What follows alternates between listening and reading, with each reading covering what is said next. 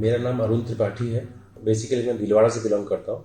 मेरा पूरा एजुकेशन, मेरा पूरा बचपन रावत भाटा में पूरा हुआ है। रावत भाटा in the sense Rajasthan atomic power plant Rawat भाटा, जहाँ मेरे फादर सर्विस में थे, वहाँ पे मेरा पूरा बचपन 12th तक का मेरा स्टडी पूरा वहीं हुआ है। देन उसके बाद मैं टेक्निकल लाइन में, सिविल इंजीनियरिंग लाइन में उदयपुर मेरा सिलेक्शन हुआ और मैं उदयपुर आया। तब से 92 से लेकर टिल डेट तक मैं उदयपुर ही हूँ। एजुकेशन मेरा पूरा, हायर एजुकेशन मेरा उदयपुर में कंप्लीट हुआ। देन बीटेक और एमटेक मेरा दिल्ली में कंप्लीट हुआ। तो मैं अभी एमटेक करके अभी जॉब में हूँ। 96 97 में जॉब में चल रहा हूँ, टिल डेट तक कंटिन्यू। एक्चुअली मेरी लाइफ में जो सबसे बड़ा स्ट्रगल था, एक्चुअली हर मतलब एक इंसान के अंदर जो होता है कि शादी होने के बाद थोड़ा दिन अपनी वाइफ के साथ अपने घर में वो रहता है। तो सेम थिंग मैं भी उदयपुर से इंजीनियरिंग करके और कंप्लीट हुआ तो थोड़ा मेरा शादी हो गया। उसके बाद मैं अपने घर में अपने डैडी के पास रावत भाटा ही था। नियर अबाउट मैंने 1 मंथ ही निकाला होगा फ्री होके। और मेरे फादर ने मुझे बोल दिया कि बेटा अरुण, तुम्हारा मैंने शादी कर दिया, पढ़ा दिया, लिखा दिया, एंड ये तुम्हारी वाइफ और तुम, ये रास्ता पड़ा हुआ और तुम दोनों अपने कमाओ और खाओ। मुझे उस टाइम बहुत शॉकिंग लगा। मेरे फादर खुद इंजीनियर हैं, अच्छा पैसा कमाते हैं, सब कुछ है, गवर्नमेंट इतनी फैसिलिटी दे रही है, मुझे ऐसा क्यों बोल रहे हैं कि वो तुम दोनों निकलो और कमाओ खाओ। मुझे बहुत शौक लगा। तो मैंने उस समय तुरंत मैंने डिसीजन लिया। फादर का बताने का टाइम था लगभग 5:50 मतलब नियर अबाउट 6 बजे के आसपास फादर ने मुझे बोला। ये बात है रावत भाटा की, जहाँ मेरा एजुकेशन हुआ था और जहाँ फादर की सर्विस थी। 6 बजे फादर ने बोला, मुझे इतना शौक लगा, मैंने अपनी वाइफ को बोला कि भाई मुझे वापस उदयपुर जाना है और तुमको भी साथ में चलना है। वाइफ ने उसके लिए कोई एक्सक्यूज नहीं किया, बोला ठीक है, okay, I am ready. Wife ready हो गई।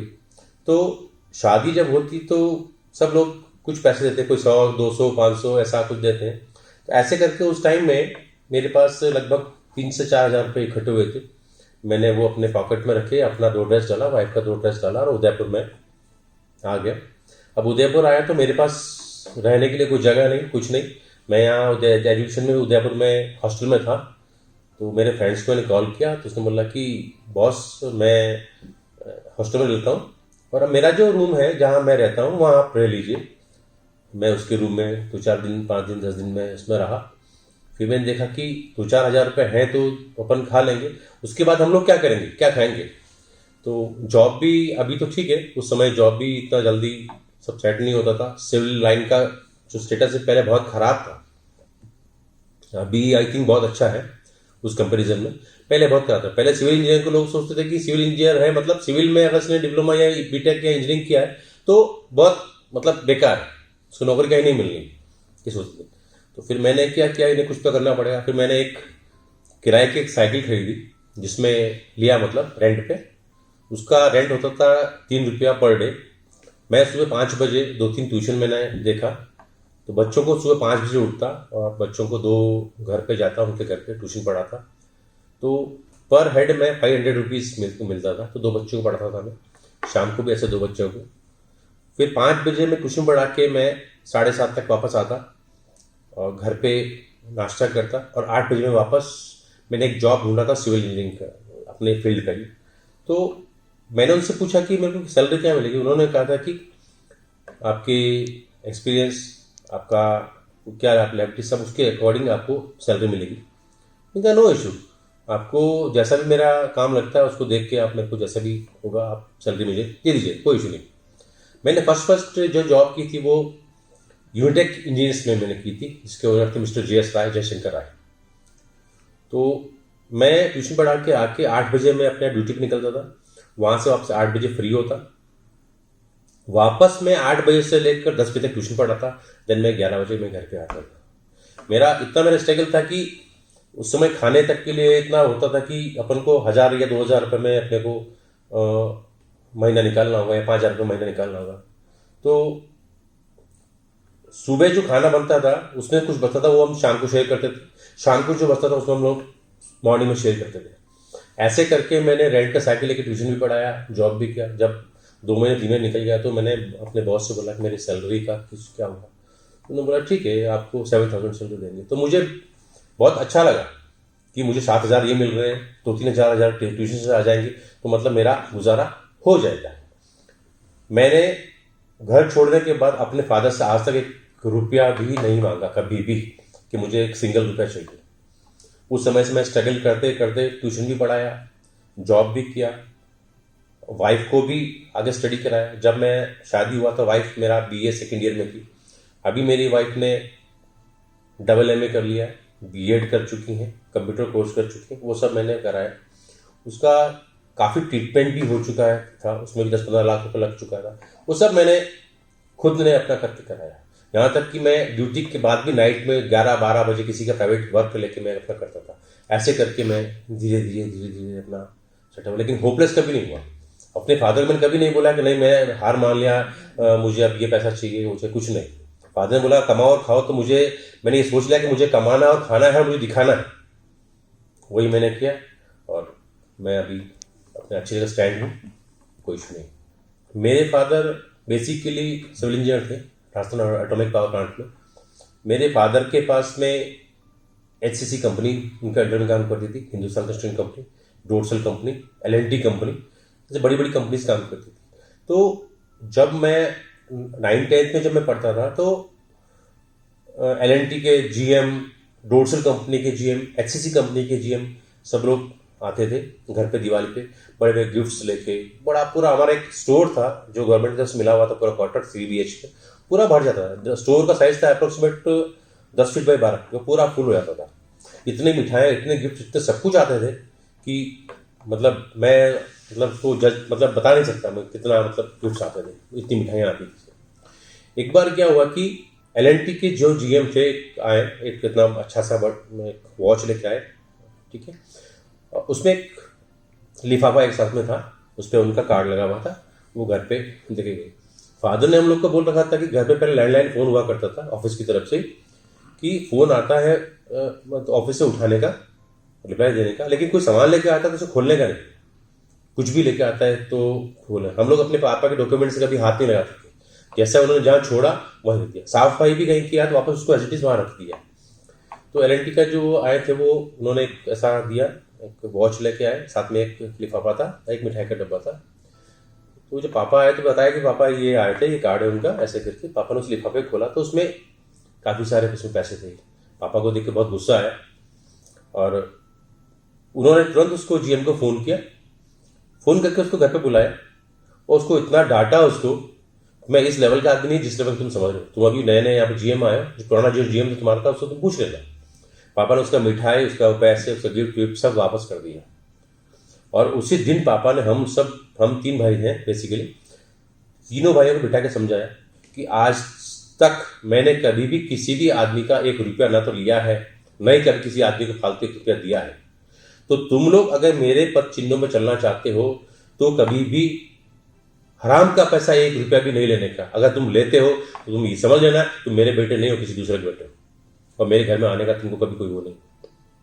उस दिन से हमने समझा कि मेरे फादर बहुत ही स्ट्रिक्ट हैं। एक बार मैं छोटा था तब बच्चे की पेंसिल होती है, वो पेंसिल स्कूल में छूट गई थी, मुझे मिली, तो मैं अपने पॉकेट में रख के ले आया था। फादर ने मेरा बॉक्स चेक किया कि तुम्हारे पास 1 पेंसिल थी, 2 कैसे हुई? मैंने कहा मुझे रास्ते में मिली। फादर ने मुझे तो चांटा मारा और रस्सी से बांध के मुर्गा बना दिया। बोला ये पेंसिल को मैडम को क्यों लेके आया? कि मैडम ये हमको पेंसिल क्लास में मिली थी, आप पेंसिल किसी की हो तो आप दे देना, क्यों लेके आया? उस चीज़ को मैंने नॉर्मल लिया था, मैंने ज़्यादा माइंड नहीं किया था। लेकिन जब ये पैसे वाला केस हुआ तो मेरे दिमाग में फिट हो गया कि मेरे फादर बहुत स्ट्रिक्ट है, हमको ऐसा काम कभी नहीं करना चाहिए। उसी चीज़ से मुझे लगा कि फादर ने बोल दिया तुम कमाओ खाओ बाहर निकलो, मतलब मुझे कमाना है, खाना और बाहर निकलना ही है। उनका ऑर्डर है, मीन्स उसको फॉलो करना है। और कभी भी किसी से 1 रुपया नहीं लेना, भूखे रह जाना लेकिन किसी से 1 रुपया नहीं लेने का। और कभी भी फालतू का बिना कमाए अपने मेहनत से जो पैसा कमाना है और वही अपने को लेने का। अन्य किसी का पैसा ना तो लेना का और ना ही उसको देने का। तो मेरे लाइफ में सबसे बड़ा इंस्पिरेशन मेरे फादर का है, उनकी स्ट्रिक्टनेस, उनका जो माइंड सेटअप, उनकी ईमानदारी, वो सबसे। मेरे फादर इतनी अच्छी पोस्ट पे होने के बावजूद भी उन्होंने कभी अपने घर का मकान नहीं बनाया। रिटायरमेंट होने के बाद उन्होंने कहा कि अब मेरा ये PF का इनका पैसा आएगा, उससे घर का मकान बनाने का। जबकि मेरे फादर से काफ़ी लोग, मेरे फादर स्टाफ ऐसे थे जो कि प्योर लेवल के आदमी थे, उनके घर का मकान बन चुके थे। हम लोग सोचते थे कि इनके घर का मकान हो गया, इनके पास 4 व्हीलर है, मेरे फादर के पास तो राजदूत क्यों है? वो हमको बाद में पता पड़ा कि राजदूत क्यों है, उनके पास 4 व्हीलर कैसे। तो हमको बड़ा अच्छा लगा कि मेरे फादर इतना ईमानदार हैं, सब कुछ है। तो आज जो मैं कुछ हूँ आज उन्हीं की देन है, उन्हीं की वजह से मैं अपने यहाँ इस लेवल पर हूँ। हमारी कंपनी में कोई भी बंदा, कोई एम्प्लॉय अगर आना चाहता है तो मेरा सबसे पहला उसको सजेशन यही रहेगा कि आज की डेट में हर आदमी पढ़ाई करके निकलता है, ठीक है। हर आदमी आज की डेट में 99% आदमी आज एजुकेशन करके, एजुकेटेड होके ही अपने फील्ड में आता है जॉब के लिए। लेकिन 100 में से 10% 20% ही ऐसे लोग होते हैं जो लेबरियस होते हैं। सबको टाइम बाउंड चाहिए, मुझे 9 बजे आना है और शाम को 6 बजे आना है, मुझे 5 बजे आना है और 5 बजे या 6 बजे जाना है, जो भी है नेक्स्ट टाइम वो उस पर। हमको फील्ड में सक्सेस होना है तो पढ़ाई के साथ साथ हमको लेबरियस होना बहुत ही जरूरी है। हमको जब हम ड्यूटी टाइम्स में होते हैं तो हमको ये नहीं सोचना कि हम ड्यूटी कर रहे हैं, हम ये सोच रहे हैं कि मुझे ये काम करना है। जिस काम को अपने को हाथ में लेना उसको आपको फिनिश करना है, उसका कोई टाइम नहीं है। 6 बजता, 7 बजता, 8 बजता, 10 बजता है, मैंने ये सोच लिया मैंने आज ये काम पकड़ा, मुझे उसको फिनिश करना है, उसका मेरे पास कोई टाइम नहीं है, उसको फिनिश करके ही मेरे को हटना है। आदमी को ये सोचना चाहिए, आदमी को लेबरियस होना चाहिए। पढ़ाई के साथ साथ पढ़ाई होना बहुत जरूरी है, पढ़ाई के साथ साथ लेबरियस होना बहुत जरूरी है अपने फील्ड में। और जब तक आदमी लेबरियस नहीं होगा तब तक वो एक्सपीरियंस होल्डर नहीं बन सकता। जब तक खुद आदमी हाथ से काम नहीं करेगा तब तक आदमी किसी का मिस्टेक तभी पकड़ेगा आदमी जब उसको खुद को आता होगा। आज सामने वाले को अगर कितना ही टेक्निकल है, पढ़ के निकला है, लेकिन एक अच्छा मेसन, अच्छा मिस्त्री, अच्छा सुपरवाइजर जो होगा ना, वो उस जो टेक्निकल आदमी को, इंजीनियर लेवल के आदमी को फील कर देगा, क्योंकि उसके पास एक्सपीरियंस है। तो एक्सपीरियंस इज मस्ट। एक्सपीरियंस तभी आएगा जब आप हाथ से काम करेंगे। हाथ से काम आप तभी करेंगे जब आप लेबरियस होंगे, आप टाइम देंगे, आप ड्यूटी को ड्यूटी नहीं समझेंगे, आपको उसमें इन्वॉल्व घुसना पड़ेगा, इन्वॉल्व होना पड़ेगा। मैंने अपनी सिविल इंजीनियरिंग की लाइफ के अंदर जब फर्स्ट टाइम था, मुझे एक पता था, जब मैं नया नया में जॉब ज्वाइन किया था तो मेरे बॉस मुझे बोला था, त्रिपाठी 15 इंच का एक लेवल मार्क करते हैं दीवार के ऊपर। हाँ, मैं सोचता था कि मैंने जो डिप्लोमा के अंदर और बीटेक में पढ़ा था कि लेवल अपने ऑटो लेवल मशीन से या थोड़ा से लेवल मार्किंग करते हैं। 15 इंच की लेवल कैसे मैं मार्क करूंगा। मैंने थोड़ा भी मैं घबराया नहीं और मैंने अपने मेसन को बोला, इधर 15 इंच का फटाफट लेवल मार्क करता। उसने बोला, साहब नील लेके आइए 5 रुपए का। मैं देखो नील क्यों मंगा रहा है, कोई इशू नहीं, मुझे सीखना था। वो मेरे सामने नील लेकर आया, पानी के अंदर नील डाला उसने, सूत था एक धागा, उसको उसमें डाला उसने, एक लेवल ट्यूब लिया, लेवल ट्यूब से एक निशान लगाया, उसको लगाता गया उससे, उसने सूट छाट दिया, उस पर मार्किंग कर दिया उसने। वो सब लेवल सब चला गया। हाँ साहब हो गया, मैं ठीक हो गया। मैंने ऐसा अपनी लाइफ में कभी नहीं किया, लेकिन मुझे सीखना था उसमें। उसने क्या किया, क्या इसने यहाँ जो 15 इंच लगाया और वहां जो 15 इंच, वहां जो लेवल मार्क किया, क्या सेम है क्या। मैंने वापस मिस्त्री के जाने के बाद में उस लेवल ट्यूब में अपने हाथ से पानी भरा, दोनों लेवल ट्यूब के मुंह को ऐसे चेक किया, देखा तो लेवल ट्यूब को बराबर करने के बाद देखा तो लेवल पानी बराबर है। तब मुझे समझ में आया कि जो लेवल वहां लगाया वही लेवल यहाँ है। तो मुझे उससे एक्सपीरियंस हुआ कि ना यार ऐसा भी करते हैं, तो अपने को सीखना चाहिए। एक बार मिस्त्री ने, मैंने बोला उसको प्लम्ब करो, उसने सॉल्व किया, प्लम्ब किया, देखा तो कॉलम आउट था, तो उसने एक उंगली लगा दिया और उसको सॉल्व किया। मैंने उंगली क्यों लगाया, बोला सब आउट है इसलिए दूसरों को चेक कर रहा हूँ इससे, ताकि उसको लगे कि हाँ नीचे सवाल में। वो हर आदमी ऊपर नहीं देखता, हर आदमी नीचे देखता है। तो मुझे ये पता पड़ा कि आदमी को चेक करने के लिए ऐसा करना पड़ता है। तो मेरा कहने का मतलब है कि फील्ड में घुसना पड़ता है। मैंने अपने हाथ से मसाला बिछाया है, अपने हाथ से मार्किंग किया है, मसाला खुद ने, मसाला बनाया तगारी में, खुद ने अपने हाथ से मार्किंग किया, टेप से मार्किंग किया। और सब ऐसा नहीं कि मैं इंजीनियर हूं तो मुझे मसाला नहीं बिछाना है, मुझे मसाला नहीं मिलाना है। मैंने अपने हाथ से वाइब्रेटर चलाया कंक्रीट में, पूरे कपड़े खराब हो जाते थे लेकिन मैंने वाइब्रेटर चलाया। मुझे पता होना चाहिए वाइब्रेटर कैसे चलता है, मुझे पता होना चाहिए वाइब्रेटर स्टार्ट कैसे होता है। मुझे एक मिस्त्री ने एक बार, मैंने एक मैसन को डांटा कि यार तुमने दिन भर में इतना चुनाई किया। साहब ऐसा ही होता है, आपको क्या पता है। उस दिन मैंने सीखा कि मुझे अगर चुनाई करना आज आता होता तो मैं इसको बताता कि चुनाई कैसे करते हैं। विदिन 3 डेज मैंने चुनाई करना सीखा, चुनाई कैसे करते हैं। और विदिन 15 डेज मैंने उस मेसन से 10 फीट एक्स्ट्रा चुनाई करके बताया उसके साथ में। जब तुम उधर चुनाई करो, मैं इधर चुनाई करता हूं, तुमको बताता हूं। उसने 60 फीट चुनाई किया, मैंने 70 फीट चुनाई करके बताया कि देखो चुनाई ऐसे करते हैं। उस दिन के बाद वो मिस्त्री 60 फीट नहीं 120 फीट चुनाई करने लग गया। तो जब तक अपन किसी चीज में इन्वॉल्व नहीं होंगे, अपन खुद नहीं घुसेंगे उसमें, तब तक आदमी आपको कामयाबी नहीं मिल सकती। हमको उसमें घुसना पड़ेगा, इन्वॉल्व होना पड़ेगा। जब तक इन्वॉल्व नहीं होंगे तब तक कुछ नहीं हो सकता। हम सोचेंगे मैं एक इंजीनियर हूँ, सूट पहन के आऊँगा, बैठूंगा, लेक्चर दूंगा, ड्राइंग से बताऊंगा, तो दैट्स इट, कुछ नहीं हो सकता। जब तक आप फील्ड में नहीं घुसेंगे तब तक आपको उसकी कमी नहीं पता पड़ेगी। एक जो मिस्त्री लेवल का आदमी होता है, आपको मिस्त्री के साथ मिस्त्री बनना पड़ेगा, लेबर है तो लेबर के साथ लेबर ही बनना पड़ेगा आपको, तब जाके काम होता है, बाकी पॉसिबल नहीं।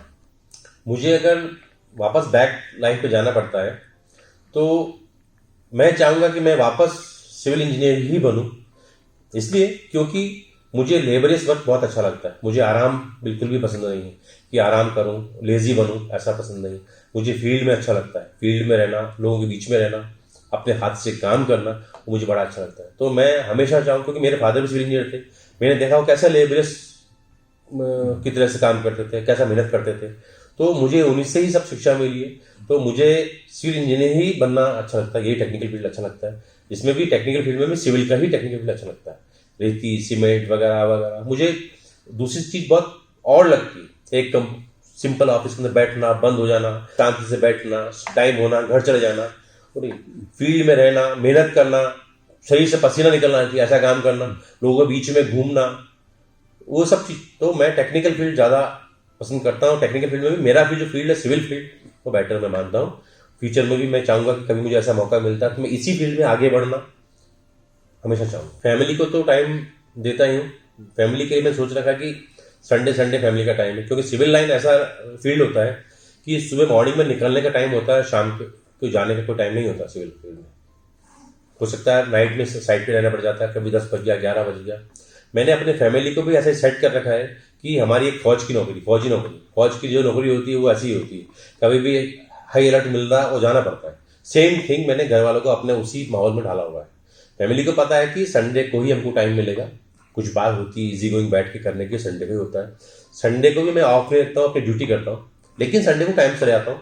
उसके बाद घर जाने के बाद साइड वाइड सब कुछ भूल जाता हूँ, अपने फैमिली को टाइम देता हूँ, फैमिली के साथ कहीं जाना, फैमिली की प्रॉब्लम सुनना करना, वो सब में टाइम देता हूँ। उसके अलावा भी बीच में कभी मैंने बता रखा है घर पे कि कोई भी इमरजेंसी, कोई भी प्रॉब्लम होती है तो आप हमसे शेयर कर सकते हो। उसका मैं टाइम दे रखा है, 1 से 2 मेरा लंच होता है, उसमें आप हमसे शेयर करो, कुछ पूछना है, कुछ काम है वो शेयर करो। कोई इमरजेंसी होती है तो आप किसी भी टाइम कॉल कर सकते हो, बाकी विदाउट इमरजेंसी आप हमसे साइड पे बात नहीं कर सकते। ओनली विद लंच मेरा 1 से 2 होता है, उस वक्त आप हमसे बात करो।